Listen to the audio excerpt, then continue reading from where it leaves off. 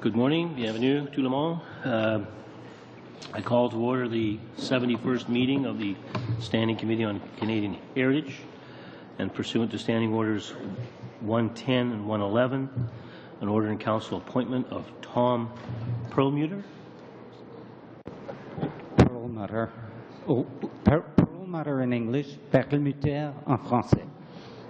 Perlmutter to the position of Government Film Commissioner of the National Film Board of Canada, referred to the committee on May 31st, 2007. So without further ado, I would ask our witness to make his opening comments, and then we'll have an opportunity to discuss these things with you as a committee. Thank you. Merci. Merci. Thank you very much. The committee. I'm pleased to be here with you today as the new Government Film Commissioner and Chair of the National Film Board. And I'm deeply honored to have been entrusted with the governance of such a vibrant and dynamic cultural institution. L'Office national du film. The National Film Board of Canada is a unique cultural institution in Canada, and I would say even in the world. Its mandate is to produce and distribute innovative and relevant media works that reflect the perspectives and values of Canadian society. But the National Film Board of Canada is much more than that. Through its collaboration with the educational sector, more than 50% of our revenues come from the pedagogical market. There is always a huge demand from this sector, and on top of that, we have a great many visits from schools to our mediathèques in Montreal and Toronto. With our partnerships with public libraries and public showings, the NFB reaches out to Canadians, encourages exchanges, and encourages debate on important issues. The NFB gives filmmakers across the country the opportunity to express themselves. It gives particular attention to artists coming from communities that are not well served, particularly new filmmakers, those from Aboriginal communities, from ethno-cultural communities, and also from minority language groups. Several initiatives underway include Yukon Vérité, a mentoring program from the NFB and the Yukon Film Society, and the Nunavut Animation Lab, which is a program in cooperation with Inuit Broadcasting Corporation, a northern broadcaster, and the Nunavut government. And adapting our new society in a digital era program, we have broadened the scope of the documentary form while promoting the creativity of those whom, even in this time of great accessibility to the media, do not have the opportunity to make themselves heard. The results are projects such as Filmmaker in Residence, where partners where filmmakers partner with the medical team in a hospital in downtown Toronto, and that gives them just an opportunity to show a whole new aspect. They're working with St. Mike's Hospital currently, and the president of the hospital, or Jeff Lozone, sees another way of really fulfilling his mandate. But for us, it's also a great opportunity to give people a creative voice who've never had that particular opportunity. There's also Wapikoni Mobile, which is a traveling video production studio that travels across the Quebec to visit isolated Aboriginal communities. They've produced over 500 films, and they have won prizes around the world, and they've now been invited to be a model for communities in Brazil, for example, and in Australia and elsewhere. I am particularly proud of the implementation projects that we have done recently to promote the work of people with disabilities. The CFTPA, which is the Private Producers Association of English Canada, the NFB Media Makers Mentorship Program offers on-the-job training opportunities in the film, television, and interactive media industry to Canadians with disabilities. This comes after a long period of work that we've been doing within the Film Board, of not just doing films about the disabled, but saying the disabled are creators. They have a lot to offer our society. They've been excluded. We need their voices. The Film Board also ensures that Canadian stories, our stories, are told to the world. With proactive distribution activities and the development of strategic international partnerships, we ensure that Canadian perspectives are shared with the world. Let's not forget how proud we all felt this past March when Toril Kove accepted the Oscar for Danish Poet. And this year alone, and we're only halfway through the year, the NFB has brought home an Oscar, 2 awards, Cannes only awards, from the Cannes Film Festival for an animation film, Madame Tutli Putli, the GSM Award in Barcelona, which is considered the Oscar of the mobile world. This is films for mobile platforms. We got that for original mobile content. The first ever Rocky for original mobile content, Canada New Media Award. We picked up the top 2 awards for feature docs at Hot Docs this year. In the second edition of the International Interactive Emmys, we've been nominated there. We received the prestigious International Focal Award for Conservation. That's only a partial list, by the way. And that's, by anyone's reckoning, a phenomenal achievement for Canada. This is a phenomenal thing that for Canadians to be proud of. And, you know, I always think that if it takes a village to nurture a child, it takes a whole country to nurture its cultural institutions.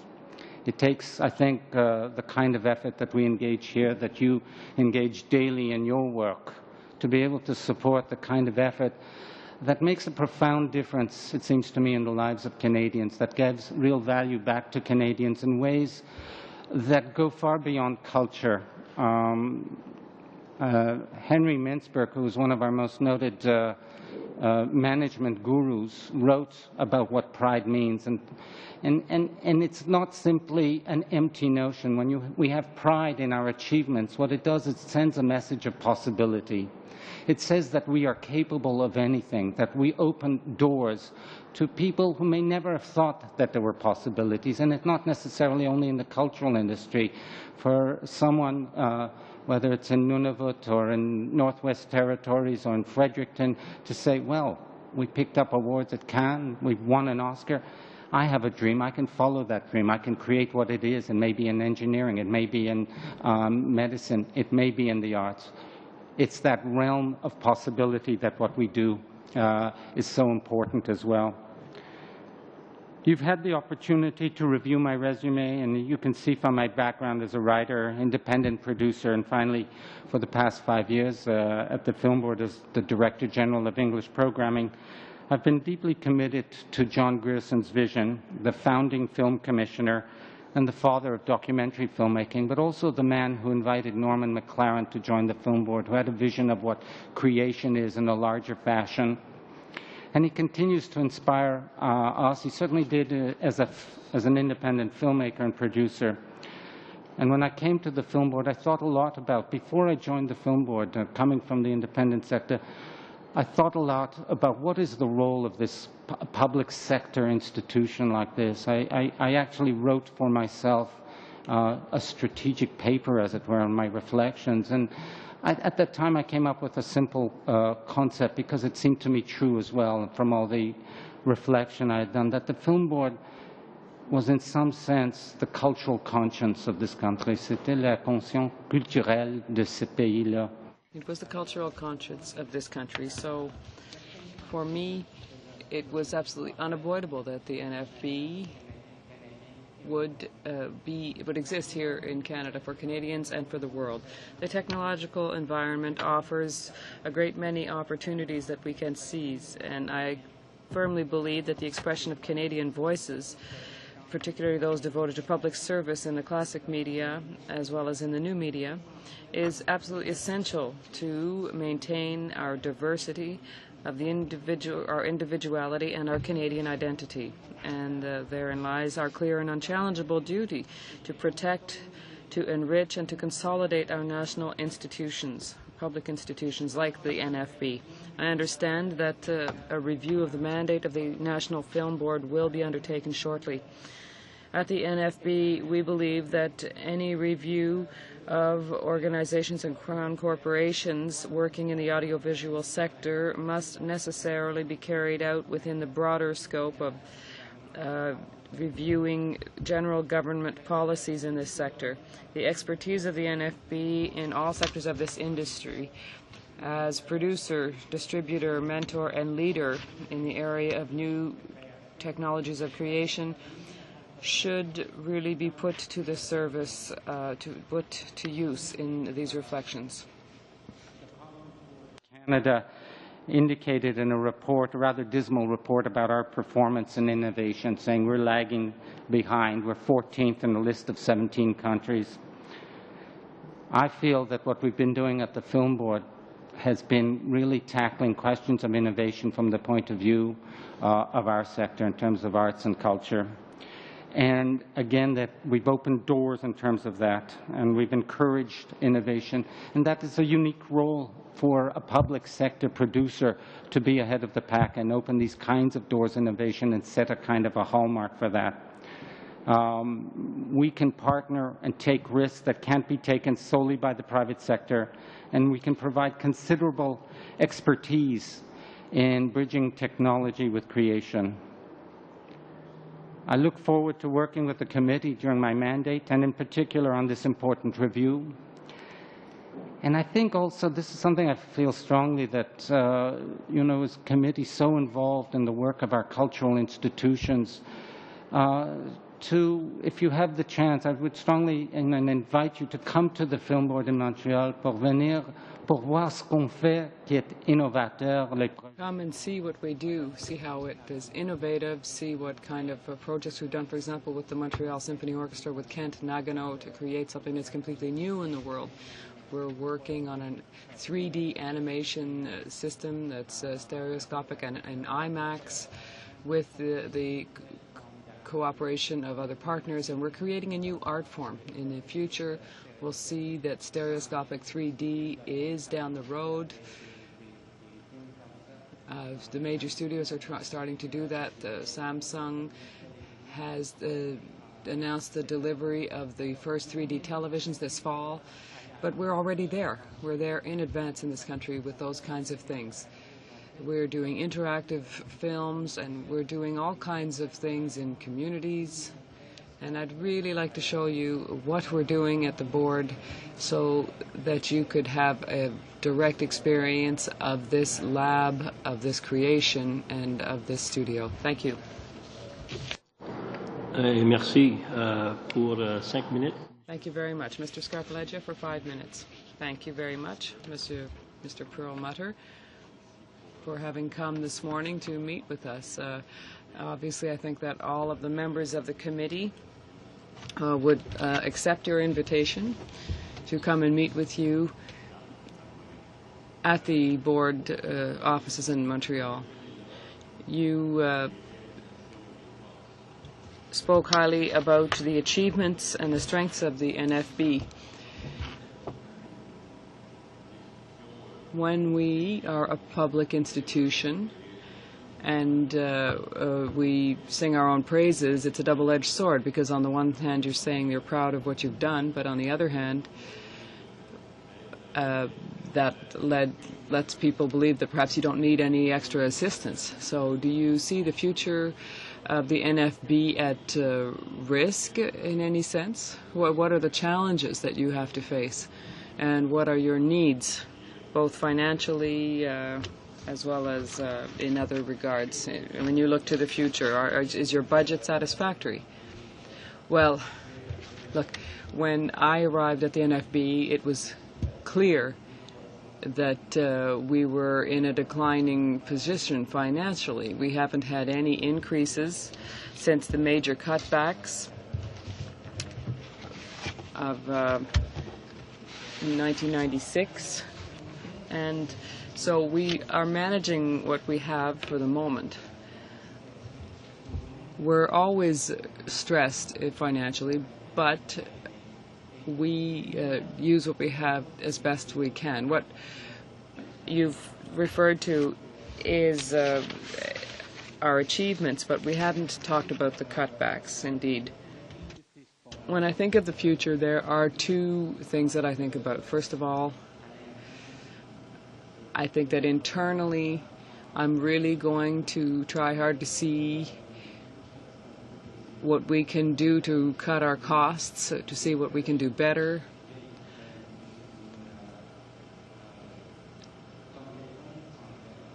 I do have skills in management. I do have a degree in business administration, so I'm very aware of those issues. But I'm also very much concentrated on creation. So the NFB has a great many assets, and I don't know if all of its assets are really fully realized. So I wonder if we can't be more entrepreneurial without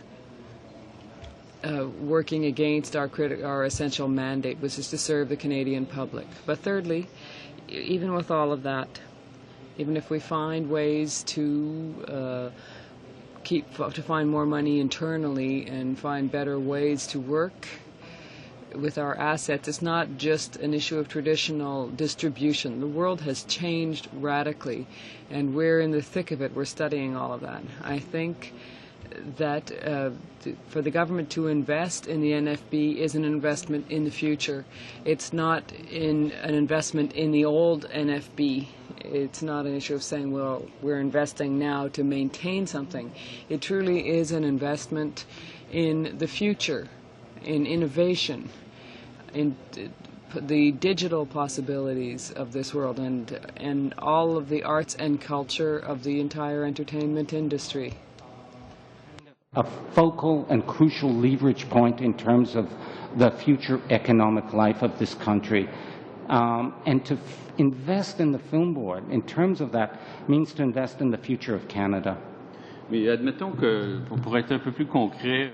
Well, to be a little more concrete, I think that probably you have managed costs as best possible, as is possible, and there's probably not a lot of progress to be made on that front. It's really an issue of investment. So to be more realistic, if you were given a $20 million envelope tomorrow, do you have projects in mind already? What direction would you take with that money? Where would you turn? Well, I've been in my position for 1 week now, so I really cannot answer concretely in detail to that kind of question, but I would say that 5-6 months down the road, I would have all of those plans in hand. Well, just the main themes, the main lines. Well, for me, it's really an issue of investing in digital formats. For example, the digitization of our films. We have 500,000 photographs in our library. We have perhaps digitized 10% of that. So that's an asset that belongs to all Canadians. But we can't monetize that. We can't ensure that we have the rights lined up, and it's not as simple as all that. So that's an example of something that's really a gift to all Canadians, but it's also an asset that we could exploit elsewhere. So that's a small example, but it's something that it would be part of the bigger strategy that we're just launching now around all of these things. Another thing, if we look at the whole issue of innovation, for me, that's an investment. As I said, we have to look at what the future of this industry is. What can the NFB do that the private sector cannot do because it's too risky or because it doesn't have a business model for it? No, but you're talking about technologies here. No, I'm not just technologies. 2.5 years ago, as the head of the English program, I decided we would go ahead in a partnership with BravoFact, which is a fund, a non-profit fund to aid artists, to say we're going to go and create short films for cell phones, for mobile platforms. impossible to do in the private sector because there's no business model for it. There's no financially viable model. There was no, the technology, while very well advanced in Asia and in Europe in terms of having video downloads onto phones, didn't exist here. We went ahead with this thing because what we were doing was a number of things. One, we were exploring possibilities of a new technology and saying we can seize hold of this for Canadian creation. We were creating a new creative language around this. We were bringing some of our leading filmmakers to this platform, from Quebec right through to Western Canada, from Eastern Canada, everywhere, coming to this platform to create a whole way of thinking about this. Thirdly, we were going to say, let's explore new kinds of partnerships so that we can at least start that work that is going to be useful in the future to everyone in terms of business models. So exploring with the telcos, exploring, in fact, with this thing, with the first experiment we did, it attracted so much attention worldwide that Sony Ericsson decided to become a partner in the second lot of production. Wouldn't have happened, couldn't have happened any other way, but the fact that it was the film board driving technological innovation and creation, the two together. Mr. Coteau. Thank you, Mr. Chairman. Good morning, sir. Thank you for being here. In the past, in my former professional life, I had the opportunity to work on some co-productions within the NFB, or with the NFB. But it's the first time that we meet, because you were at the head of the English services at that time. Yes, that's true, but I've only been there for 5 years, and I was in the private sector before that. All right. I know that you won't want to go through all of this with us, but I would like to say something, make a statement right off the bat. I would say that the NFB does not have the financial means of its ambitions. When I compare it with the INA in France, which is its equivalent in France, when I look at the means that the legislator puts at your disposal to do for society what you to work on all of those goals, I think we're very far from the ideal. In France, they feel that they haven't reached their ideal level yet either. So, but having said that, what, in your opinion, what path should the people here follow in order to give advice to the minister, potentially, when we work on this review, because I feel this is a structure that is really in a state of decline? Well, I think you're right. We are dealing with a shrinking budget, and we are going to do some things to deal with that. But what I can do is to make the argument, to explain exactly what it is that we want to do. I've mentioned a few ideas over the next 6 months, for the next 6 months, but we can announce an action plan, and we can also have a corporate and business plan.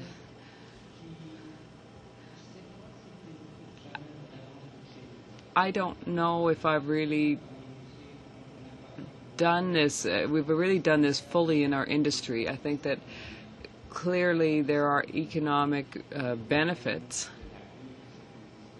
and clearly the industry needs support. But from the NFB's perspective, we can always make a case, even though we prove ourselves every year. And for example, as head of the English programming, we were nominated 4 times for an Oscar, and twice we won. So we've been everywhere. We've made deals in all kinds of markets. We are rebuilding our links with Canadians in a very fundamental way.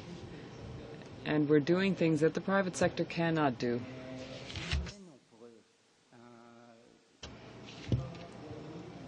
I don't know what else we can do to bolster this argument. If I look at what the NFB is, there are certain things we really need to reflect on. And what I must say about this institution, first of all, is that this is an institution that dates back to 1939.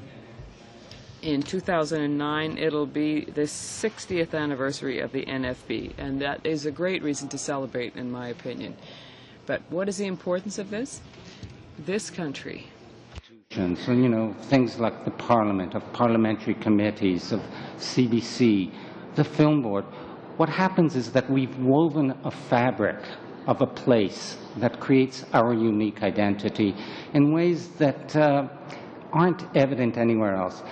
When you begin to kind of let things slide and you unpick it and you don't, as it were, conserve that, you're doing something to the country, you know, to the identity of this place, to who we are as a people. This is not an argument for conserving the Film Board just because it has existed, but it's certainly one of the reasons that we have to think about it and cannot consider lightly the Film Board and understand that it's become so fundamental in terms of the mindset of what Canada is. Secondly, the Film Board, Canadians have invested for almost 70 years in the Film Board. It's created one of the world's, in the language, commercial language, it's created one of the world's great brands. You know, when I go around the world, I am received with such warmth and with such openness from everywhere around the world because it's the Film Board. The value of that to Canada is kind of immeasurable. Last week at Banff, from NHK, I received a letter from the second in command of all of NHK. NHK is one of the world's largest public broadcasters. I'm just going to read you a portion of this letter because they were so grateful for what we did for them. They are an organization that's in the billions of dollars. We're an organization of $70 million. This is from Toyohiko Harada, who's the Executive Managing Director of Broadcasting. And he's saying to me, he was congratulating me, I did a presentation to them on how to connect with communities because they were going through problems. They were going through a financial crisis because of that. I'd like to thank you and the NFB for the help you gave us through the Challenge for Change presentations in Banff and Tokyo a couple of years ago. At that time, NHK was in serious financial trouble and had lost a great deal of public trust. But your message inspired us to work harder to reconnect with our audience. For example, our stations all over Japan have held more than 4,000 meetings with viewers and listeners in the past 2 years. Thanks to you, such initiatives were gradually regaining public trust. Incroyable qu'un diffuseur public. It's incredible that one of the biggest public broadcasters in the world recognizes the NFB, and we're not really recognized in our own country. Thank you very much. That's all. Mr. Angus. It's been fascinating listening to you this morning because I have long felt that the National Film Board is one of our great cultural treasures, and you speak very passionately about it. In fact, some of the successes you list were even surprising, I found. I think at the outset I do have to say that I think there has been a general parliamentary indifference to our cultural institutions in the last 15 years anyways, and regardless of how careful you have to be, because this is your first day before Parliament, I think it needs to be on the record that there is insufficient funding to realize the possibilities as you have talked about, especially in the age of transforming platforms and where we need to go, not just at the Film Board, but in all of our cultural sectors, but the Film Board, I think, in particular because of its successes. I want to focus, because I see your background in that. I don't think I need to question you on any of that. It seems to me, when we talk about the realm of possibility, the real success of the Film Board is the ability to take risks, to try emerging artists. If we don't have programs that allow emerging artists to experiment, to bring their own odd point of view that no one else in an older generation perhaps or someone else might never have seen, we will never make great films. But in order to do that, we need adequate funding because it's risky to work with emerging artists. I'd like to base my questions this morning on when you are looking at proposals from emerging artists. Number one is a move to digital. Is it easier to cost out? Is it easier to justify as opposed to the old analog film costs? Number two, what kind of support would you give? Technical support, script support, or do you just let them go out? How does the National Film Board work with an emerging artist on an emerging project? Okay. It's a good question because it's one of the pillars of programming at the Film Board is working with La Relève. And in fact, when I arrived at the Film Board 5.5 years ago, I found a system that I thought wasn't working so well because they were sort of thrown into the traditional, say in documentary or 1 hour documentary or an animation into the auteur 7-8 minute. That's an enormous task for an emerging filmmaker to try and deal with that. And I thought it didn't do them a service and it was costly.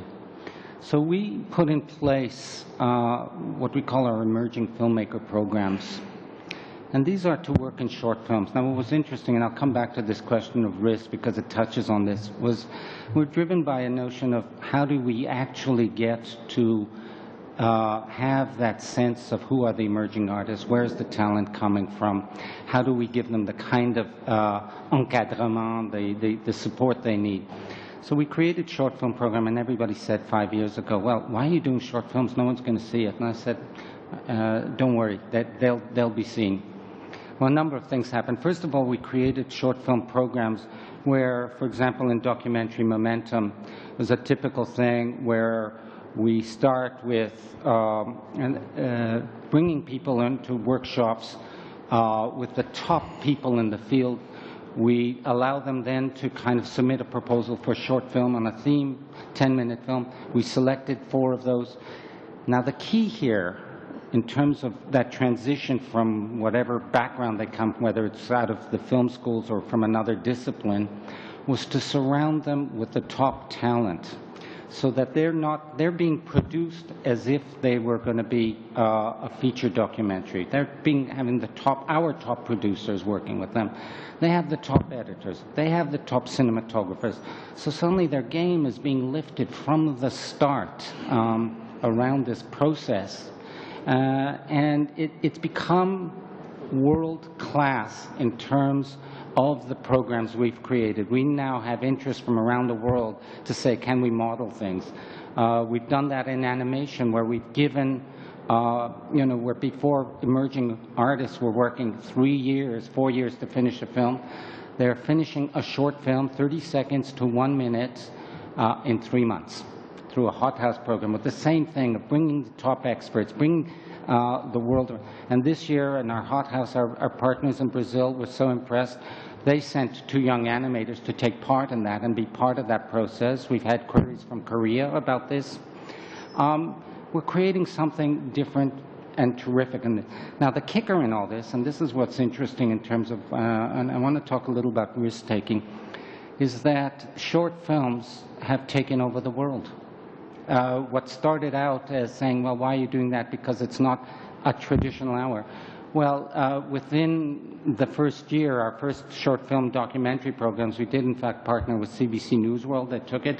But quickly, the web became the site, and it's become the thing is to have short films. And we have the ability to market this all around the world and find audiences. The way we take risks, and this is important, and what you can't do in the private sector, what Telefilm, for example, can't do and CBC can't do, is because if we're process-driven, if we understand what it is we want to do, whether it's with emerging filmmakers or new art forms, and say, can we define the process? Can we define how we want to think about something? But let's not define the end product. Let's not define what we're going to end up with. Because the moment you define the end product, you've closed off creation or possibility. What you've done is said, we know already where we're going. You're not going to get any surprises, which means you're not going to get the magic. And what we found is again and again, we've been driven by a notion of process, and we've resulted in incredible pieces of work. I mean, out of this emerging filmmaker programs, we've had films go to Sundance. One went to an Oscar nomination. Wouldn't have happened with predefined forms. Thanks. Yeah. Mr. Abbott, for 5 minutes. Thank you very much for being here today. I will admit that I am not nearly as conversant with exactly how the National Film Board works as I might be, and perhaps that's true of some of the other members of this panel. And as a consequence, I'd like to ask, we have had, you've mentioned a number of times the issue of funding for the National Film Board, and I respect that. But help us understand, you have a process, anybody has a process, of someone coming up with an idea, somebody deciding that they want to produce it, looking for the assets to be able to produce it, be it short film or documentary or a feature film, of the hiring of the crews, the paying of the crews, the editing and so on and so forth, getting it to the other end where it's being advertised and distributed, and hopefully revenue is coming back in. So we have a vague understanding of what that gross process is. Can you give us an idea of the funds that the National Film Board does have from the federal government? How are they spent? Like, exactly describe to us the day-to-day, month-to-month, year-to-year functions that the National Film Board actually undertakes, say, by comparison with something like the Canadian Television Fund, which we do understand, or things of that nature. Well, we have a very different role. Just to make clear that the legislated mandate of the Film Board is to serve Canadians. It's not, as such, to be of direct assistance to an industry as such. So I'm very mindful of that everything we do has to be in service of Canadians, that we have to give value to Canadians, and we have to do it in a way that operates in a kind of harmony and in interaction with the industry, that's certain. And we do it with the industry, we do it with creators.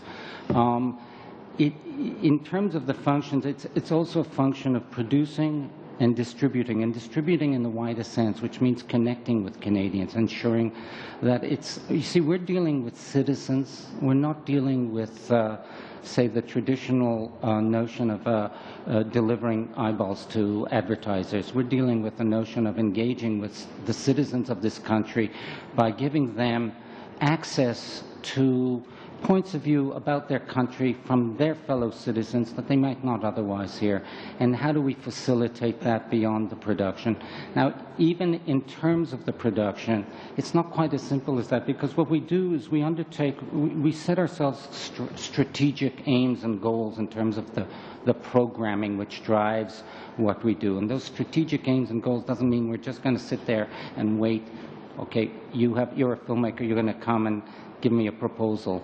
For example, the work we do in terms of emerging filmmakers, no one else does that, frankly. No one else has that level of interest to create a cinematic culture, to be able to develop and push that. And what we've done is set that up. It wasn't that someone came to us and said that. We say we have a responsibility here. Our responsibility, another one, in terms of communities across the country. 3 years ago, I went up to Nunavut, and I think I was the first head of English production ever to do so. Nunavut has more artists per capita than anywhere in the world. They have an enormous graphic capability, and I thought we should work with them in terms of the Film Board exists for them as much as it does for communities in the South.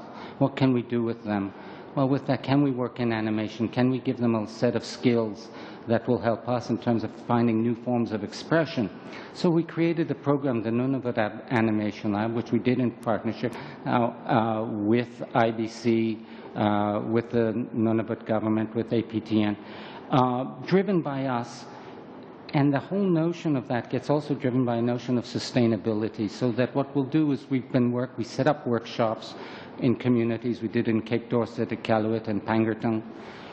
We find the people who really have that kind of talent and want to work in animation.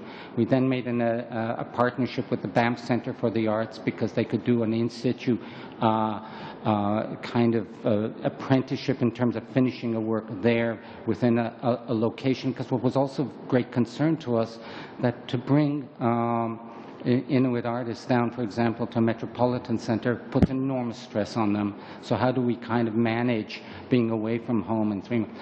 Well, what we've done is created a pilot project that's going to do a number of things. It's going to create, I think, remarkable animation. It's going to enrich our country. It certainly enriches our cultural institutions. But we've also thought about what happens afterwards. We've trained people to work the kind of the computers, the digital animation and all of that stays up in the north. That means they start to build an economically viable industry, in the sense of when the government needs a PSA, or when they need to do local advertising, they can start to do that and deliver that themselves. Now, all of these things, those are the kinds of areas where we're spending significant sums of money. We're doing that in the Yukon, we're doing it in the Northwest Territories, we're doing it when we launched, which is not production, recently a pilot project, digital cinema in Caracat in New Brunswick, and saying, how do we give to smaller communities the experience of cinema, the experience of the works that we produce and others produce that is not normally seen in these small communities in a theatrical setting. And with digital cinema, we've spent and invested significant sum of money to be able to say, can we do this? And we've tested it out. The response in that community is, my God, we are not forgotten. We are remembered by a federal institution, which is remarkable. And now we're going to expand that to 4 or 5 communities in New Brunswick in the fall. So I could keep kind of going on in terms of, but some of the range of projects, our Cinematech and our Mediatech in Montreal, and our Cine Robotech in Montreal, and our Mediatech, we have literally, 100,000 school kids going through their learning animation. The level of media literacy, the level of engagement of what it means with both creation, but also with a national federal institution that says this is Canada, and Canada is giving you real value. Thank you, Mr. Abbott. Before I go to Mr. Scarpellegia, let me say how that I'm very aware of the efforts in New Brunswick, and I think a former member of the film board is teaching at St. Thomas or UNB in film, and my son is a student of Giles Walker at UNB. Anyways, Mr. Scarpellegia. Yes, thank you. A couple of quick questions about distribution. One of the things that I find, I think it's safe to say that, all of us here on this committee, we probably follow cultural issues and we're interested in cultural product. Yet I find that as a Canadian, as a member of the Canadian Heritage Committee of the House of Commons, I see so little of your fabulous production. Quite frankly, I see very little of it, on television. I know there's a movie channel that now is playing some Norman McLaren shorts, and it's great, but we're going back 40 years, and we used to see NFB shorts as shorts before feature films and cinemas, and that created a lot of pride, on behalf of moviegoers, and so I'm just wondering, are you doing enough to get your product on mainstream, in mainstream venues, whether it be television or movie cinema halls, and should it not be a priority to try and strengthen the bonds between CBC and the NFB and any other outlets. I think that's a big issue. I mean, I'm hard-pressed to find an NFB production. I mean, unless maybe it's on the internet somewhere, I don't know. But I mean, the average person who wants to sit down and watch some cultural product, I mean, you're already in a relaxed state. You don't say to yourself, well, I'm going to run downtown to an NFB outlet. As a matter of fact, you still have one in downtown. They used to have one in Ottawa. It was closed, and now there's a cafe there. So that really concerns me, that this great work is happening, and Canadians aren't seeing it, and unless they really look for it. So I'd like you to address that. And secondly, I know there are great filmmakers across the country, and I think your initiative in Nunavut is fabulous.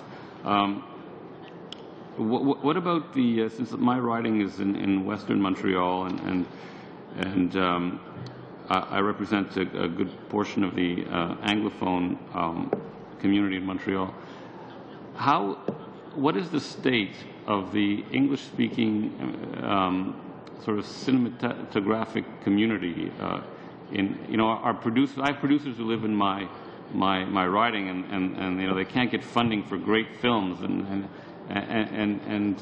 these are very talented people. So, is enough being done for say filmmakers in minority language communities, more specifically in this case in the English part of Quebec?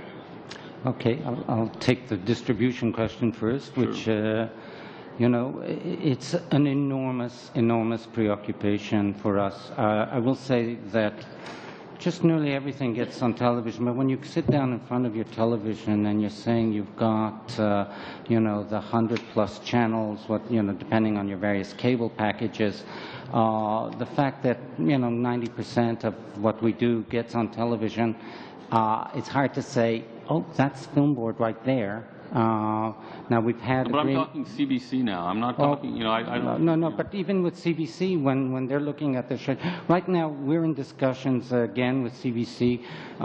So many of the things we do. They do end up on CBC, but I'll have to tell you that they also end up, I looked at a list of things that we're doing with Global, and over the last 2 years, they've opened up their ability to do documentaries, and 10 different films that we're doing that are going on to Global. We work with CTV as well. We work with TV Ontario, with Knowledge Network. In terms of films, in terms of audiences, I don't have the precise figures. I'll say it's getting out there, but there is a problem. And the problem is that in the flow of television, the particularity of the kind of work that the Film Board can bring in terms of that level of attention and interchange and interactivity, which is important, that may sometimes get lost. And I'm coming to some solutions as well in a second. Second thing that we're doing, and you'll have seen, is that in fact our films are now starting and will increasingly be visible in theaters. Recently, we did a film, Manufactured Landscapes, which premiered at the Toronto Film Festival last year. It's a co-production which we did. Beautiful feature film. It did, for a feature doc that's an art house doc, did about $600,000 in theatrical screenings across Canada, which was released, we did a deal with Mongrel Media there. It's about to be released in the States theatrically. It was at the Sundance Festival, and quite possibly maybe on an Oscar run hereafter. We've done other films that have done remarkably well. Radiant City, which was a film out of Calgary, released across the country to great critical press. Again, it had the attention. People were aware. It was available for people in their communities across the country. What remains to be done in terms of this, and where we have enormous opportunity to connect with Canadians more directly, is going to be, and we're going to probably look at having something much more direct in the coming months, and I hope we'll be able to announce something sometime later in the autumn, direct accessibility through all sorts of non-exclusive deals on various platforms on the net, so that you want to have that experience. You can go to your favorite kind of, whether it's Juiced or Babblegum or Bright Cove, or the NFB site, definitely. We're going to create ways that Canadians are going to access us in all sorts of platforms and make sure that we're present because we owe it to them, and I'm very, very cognizant of that. And that's going to happen. The second question, we have a vibrant, one of the production centers. The programming is divided into production centers. We have a production office in Vancouver, Edmonton, Winnipeg, Toronto, Montreal, and Halifax. Now, Montreal, there's an animation studio. This is an English program. And there's the Doc and New Media Studio. The Doc Studio spends, it's something like, with our limited funds, $2 million working with English language filmmakers, mainly in Montreal, doing a range of work, going from emerging filmmakers to very experienced filmmakers. If there are projects, there will always be good projects we can't do because our resources are limited. At the end of the day, we're in the process of having to make tough choices all the time. But I'd say that from the film, for that Anglo community in Montreal, they are well served by the Film Board. Okay, thanks. Madame Desvaux. Monsieur le Président, Monsieur Thank you, Mr. Chairman. Good morning, Mr. Perlmutter. You have a philosophy that pleases me greatly. When you speak with eloquence about culture, I have to admit that it's really different from a lot of the speeches that we've heard here. We've been studying the mandate of CBC Radio-Canada, and most of the time people have talked about money, and we've always tried to bring it back to a cultural discussion, and you have that language. You talk about culture because you talk about the cultural identity and conscience of the country. It's the NFB. I was a teacher for 30 years at the high school level, and I'm not aware of a school that, in our board at least, that has not dealt with the NFB, because it is a reservoir, it is a tremendous resource for history, for French. It's an absolute gold mine for schools. And I think that aspect of it is just not well enough known. So to talk only about dollars when we're talking about the NFB is really to take the wrong path. We really have to look at the payoffs, the cultural dividends that our youth can benefit from. So having said that, you also do seem very concerned about the expression cultural diversity. Now, I greatly or appreciate that as well. As a committee, we've traveled across Canada, and indeed people no longer see themselves reflected on television. So perhaps if there was a better broadcasting of NFB products, they would see themselves more. Now, having said that, I have 3 questions to ask you. The first, you talked about planning. And now that can be a long-term project that I'm asking you about. But perhaps in 6 months' time, Mr. Perlmutter, can you do that kind of strategic planning? It could have several aspects, including the current situation at the NFB. Could you do it so that my colleagues who are perhaps not so aware of the NFB's services would really be much better aware of what it is? I think that this is extremely important. Next, budgets. What are you doing currently with the budgets that you have at this point in time? You have some ideas, and you want to really showcase the NFB. So I would like you to really give us an idea of what you would like it to be. You talked about in 2 years' time the fact that you'd be celebrating the 60th anniversary, and I'd like some indicators of what you want to do over time and also performance indicators. I think it would be very important for us to know what the benefits would be so that the Conservative government could really go and delve into this planning and see what the NFB really should be. I know it is a great deal of work for you, but you seem to be a very competent person to me, and I'm sure you'll be able to do us this service so that we'll be able to have all of that before us here at the committee. Secondly, I'd like to know, you were the head of the English services. I'd like to know if there are particular challenges for you if you're dealing with the different components, because obviously there's the French sector as well. And thirdly, do you think that documentaries are sufficiently well supported in Canada? Do you think that we should support them better? Do you think that people who make documentaries really can be satisfied with the current government's contribution in this sector? Thank you. First of all, the question on planning. I think that for over a year we've been reviewing the whole issue of performance indicators, and that's one thing you've highlighted. It's so important for us, and for many reasons. Every day I have to say that I'm so confident and so happy that I'm there to serve the Canadian public. I am in a very privileged position, and with that privilege comes obligations, and I must deliver. Because when I worked in the private sector, it was obvious. I've seen both sides of this equation, and I'm very happy with what we do. I think we also have to ask ourselves and always prove that what we're doing is right with these indicators. So yes, I think we can come back here in a few months' time and report on our progress in that regard. I'd be very pleased to do so, and even with the planning, etc.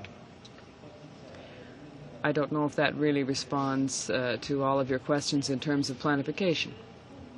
Well, planning is very important for me because it allows us to see the point of departure and what we're doing with budgets, but also where we're heading and why, because planning allows us to explain all of that, and it also allows us to explain what the benefits will be. These will be the spin-offs, bang, bang, bang, and also to justify the amounts invested.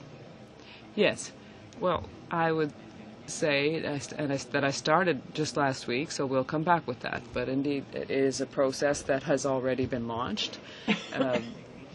We are already studying that, and the main themes are already clear. I'm beginning a new job, and what we're doing is possible because my predecessor did very good work. Jacques Ben-Simon, as commissioner, really renewed this entity, and that's been so wonderful for us. So it's up to us now to move on to the next stage and see what we can do. And we will come back with the whole rationale for this in about 6 months' time. Your second question, English, and the French side. In my opinion, what we do is essential. In some ways, it's maybe even more important on the English side.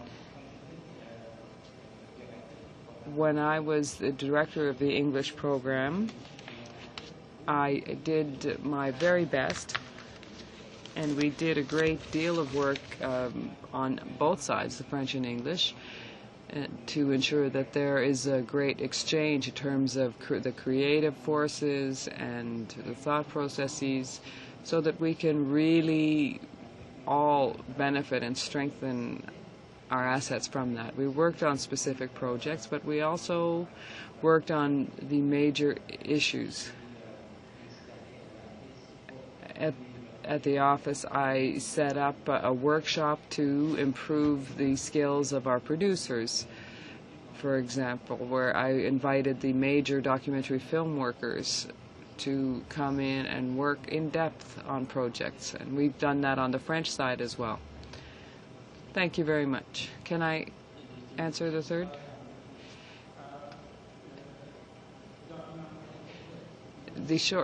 For documentaries. Look, for years I worked in that milieu, and I can tell you that documentary filmmakers will never be satisfied. It's somewhat the nature of the beast, because we always see problems in the world. We look at what the challenges are to society, and really to answer your question, there are indeed challenges in terms of funding, especially long-term long feature-length documentaries. But we're working now with the CBC on a pilot project, and I don't know how we can ensure long-term funding at this point in time. There are several issues there. How we can create a funding model for documentaries on new platforms, different ways of making documentaries. This doesn't really exist for the moment. So that is a difficulty that we have to deal with. So that's the answer to that. Thank you. Mr. Workington. Congratulations, Mr. Perlmutter, on your appointment. Obviously, you're well qualified going into the position, so we'd like to congratulate you on that as well.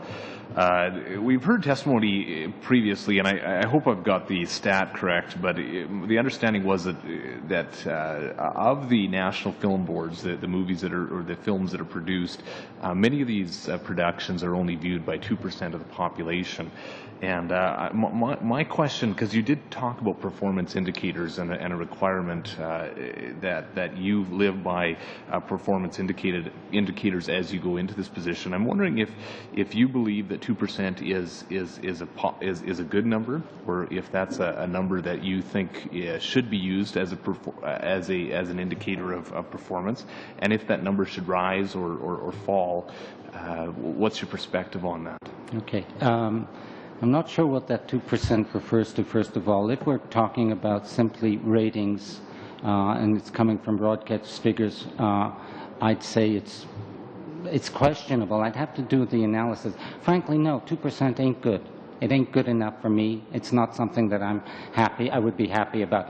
But I would challenge the figure, and I would say that we are getting audiences that are much larger than that, but they're audiences that are not being recorded anywhere. We go across the country, we have screenings. For example, and I'll give you one example that's not recorded anywhere. We did a film a couple of years ago called Being Caribou.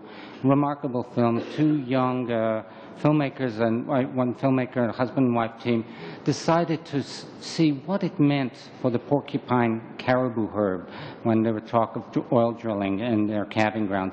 So they walked on foot from September through April, following this herd, going on this route. This film was picked up by the Alaska Wilderness Society and others. They organized what were called living room screenings, in which they sent out 2,000 copies and asked DVDs and individuals then organized parties when they invited 10 to 20 people into their living room. We were told that out of that alone, probably on one night, 300,000 people watched it. Not recorded anywhere. It's not in that figure. Right. I'd say that happens again and again in terms of our films, that we touch and connect with audiences in ways that our systems for recording just aren't there. Now, having said that, I still don't think we're where we should be, but we have plans, and very ambitious plans, and hopefully with the support of this committee and hopefully with the kinds of investments that we can get in our future, where we will be in every home directly, online, every day. Well, that's absolutely wonderful. That's what I was hoping to hear, and so we appreciate your efforts thus far. Obviously, it's only been a week, but we do want you to, or wish you the best of luck in your adventure. I think Mr. Brown has a couple of follow-up questions. Thank you. Mr. Brown. Thank you, Mr. Chair. Congratulations on your appointment, sir. I just have one question, really. In the 38th Parliament, this committee undertook a study of the feature film industry, and some of us, Mr. Angus and I, were involved in that. Have you had a chance to read that report? Okay, I'd highly recommend that you do that. There are a lot of the issues and a lot of the things that have been discussed today, in fact, were covered in that. The committee went across the country, and I think there's some good recommendations in there. So I will be looking. It's on my pile there at my desk. all righty. Thank you. Congratulations. Thank you. Thank you. Thank you very much. And I think everyone else is finished with the exception of Mr. Angus. So we'll give the last round to Mr. Angus. Thank you. I was fascinated with hearing my colleague Madame Bourgeois talk about its use in school, because I can attest that growing up we saw National Film Board more times than I can remember, and even at church outings they showed us National Film Board shows. So we grew up consistently on it, and again I want to reiterate my opinion that the Film Board continues to transform in the new millennium. Because our young audience is much different than the audience was when I was in school. I want to just give so it's on the record, I recently saw Last Round, the George Chevallo documentary. I think that's one of the best documentaries I've seen in memory. I saw another National Film Board film, which was quite probably might have slipped under a lot of people's radars, Harvest Queens. And I was very touched by that film because it actually takes place in my region. And my wife and I used to always say that the Harvest Queen Fall Fair pageant would make a great documentary, but we never expected anybody ever would, because when you live in Northern Ontario, nobody ever covers our stories, which is why we grew up loving hockey, because it was the only time we ever saw our place mentioned, because we had Frank Mahovlich or we had Steve Sullivan or we had someone else, but nobody ever seemed to bother to come north to celebrate what we had. And that film was a very poignant film, and I don't think, if we didn't have the Film Board, a film like that would never have been made, as far as I can see. I couldn't see anything for it. So I just wanted to put that on the record. Just say that came out of our emerging filmmaker program, Harvest Queens. Did it? Yes. Yes. Well, it was an excellent film. I'm interested in, again, the issue of reaching young people, the move to short films, because young people watch short films because they watch everything on YouTube, and my daughters email little clips to each other about all kinds of stuff, and nothing seems, the bandwidth prefers short, and so they are being accustomed to short.